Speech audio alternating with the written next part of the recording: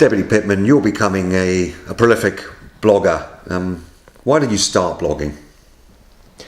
I started blogging because I wanted to engage with the public, people who voted me into office, and also because sadly the media don't appear interested sometimes in what politicians who perhaps aren't ministers have to say, and that can't be good for democracy anyway. We need a whole plethora of different views, don't we? So it's about getting your message across, making sure both sides of any story is heard.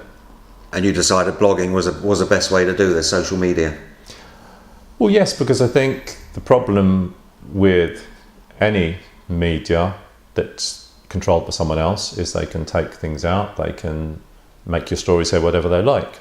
I'm not saying that they all do that, but with my own site, then it's my message. No one can interfere with it. This is what I've said, and it's up there for all to see. You've just put up your proposition for a vote of censure against the Chief Minister on your blog site. You've not been contacted by any of the mainstream media regarding this proposition. Is this, do you believe, because the media, the mainstream media, are, as we call it, on message and will report the same thing at the same time? You know, it's going to be the same old thing. Why do you think the mainstream media haven't picked up on this? Well, it has to be said that whichever media you look at, the sort of story put across is nearly always the same. I would have to say that there's concerns about investigative journalism. I don't think there's enough of it from the mainstream media. Now, why haven't they contacted me? I don't know. You'd think it's an important story. I mean, I've listed a whole catalogue of disasters really under this second period of ministerial government, yet no one seems interested. It's been approved by the bailiff. It asks more questions than it answers, doesn't it? Well, it does. There you go, because we've got to go on to the diversity here of our mainstream media. The Chief Minister recently gave his support for saving the local BBC TV news from the axe. One of his reasons were the need for diversity. Can you tell me how the BBC are any more diverse than the rest of the local media? Because to myself and others, it looks like they're all just, as we say, on message. How diverse is the media? Is the BBC to the JEP, to Channel Television? What diversity is there? Well, I don't think there's any great difference between any of the medias. I mean, to be honest, your chances of getting a story across really depends on your particular relationship with a journalist who might be a better journalist than others. We haven't got to grips with this. We've had the citizens' media been trying to get access. It's just been put on stall. PPC never brought their proposition, which they should have done. And you have to ask the question, why? Most of my colleagues, it would seem, are quite happy with a certain message being put across. And as a journalist who will have to remain anonymous said to me, things were better actually before we went down the route of the communications unit, because then people had to ask questions. Now, as you say, you get the spin, and all too often that's what ends up in the media, I'm afraid.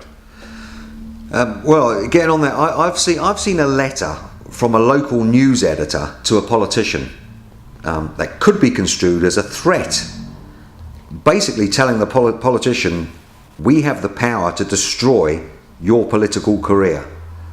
Is this the reason, do you believe, that the vast majority of your political colleagues are reluctant to criticise the local media in fear of them? Basically, the local media have all the power, and if you cross them, they'll destroy you. Do you think that's felt by yourself and your colleagues? Well, I have to say I'm really shocked to hear that about this letter, and I would have to say, why doesn't that politician make it public? Somehow, even if it's via citizens' media, because that is appalling.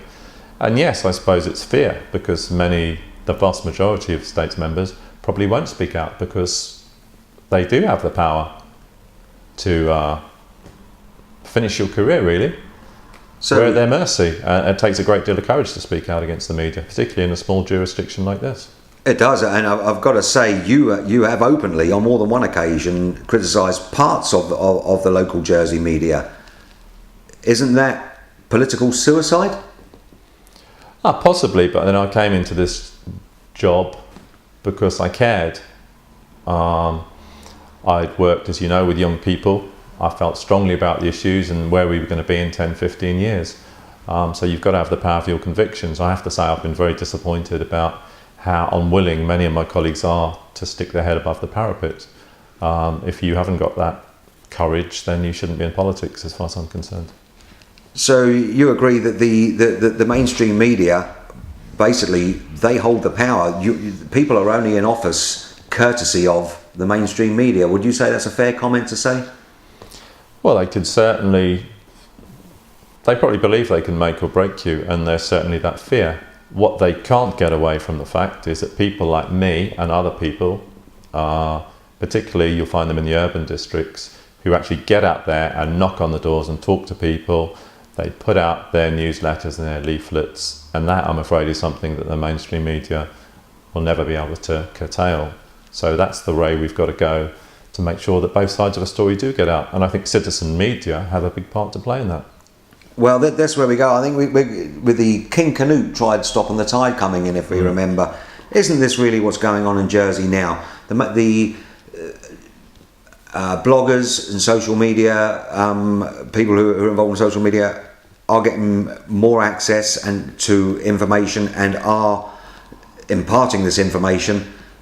It's just inevitable, isn't it, that the mainstream media aren't going to have the entire monopoly on news. And the inevitable is going to happen, that all the truth and facts are going to get out to a wider audience. Do you think it's the King Canute syndrome going on here?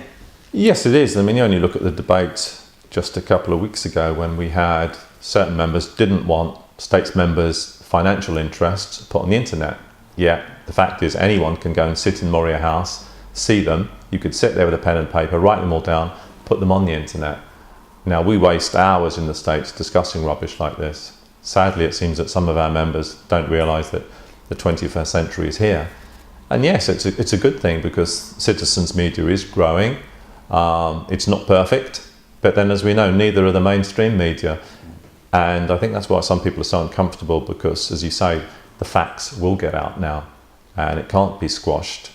And I think that's just got to be a good thing for democracy, and long may it continue. And I have to say, while on the issue, that although I'm now part of PPC, I will be bringing back something on citizens' media, because I think we've got to allow access to anyone. Get a code of conduct that anyone can sign up to. If you break it, then you lose your accredited status. What is the problem with that?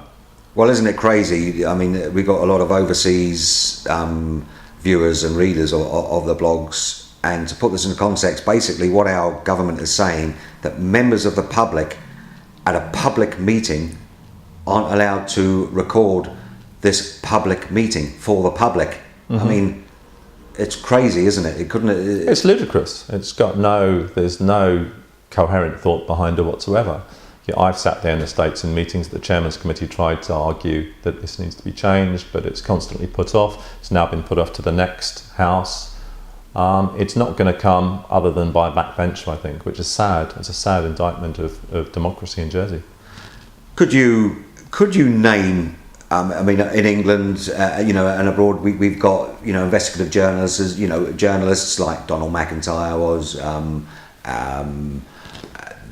Who was the other big guy? Roger Cook and the rest of it. Who would you say in Jersey's mainstream media? Who would you name as one of these people as an investigative journalist? I might struggle, but I do have to say that journalists vary, just like politicians, anyone else. There are some people who have given me good opportunity to speak and to put my message across. But I think you'll probably find that this comes from the top, and that's where journalists are restricted and have their hands tied. I think there's probably journalists out there who would like to speak and dig, but it's their livelihood, it's their job, and I think the problem you've got to look at is probably right from the top. So would you agree with others that if a journalist in Jersey tries to go off message, as we say, that could be their end of their career as a journalist in Jersey? I would think it could well be that way. Again, it comes down to, a lawyer said to me, it's fine to have principles, but they don't pay the rent. And I suppose that's true. Most of us ordinary people, we're not all the Council of Millionaires. Most of us are ordinary people, And I suppose for journalists, they're in the same boat. But I think really you've got to look at yourself and say, are you willing to speak up if you find something wrong? I am. There are others in the States who are. And hopefully those people will start working together, and as you say, the tide cannot be stopped rising.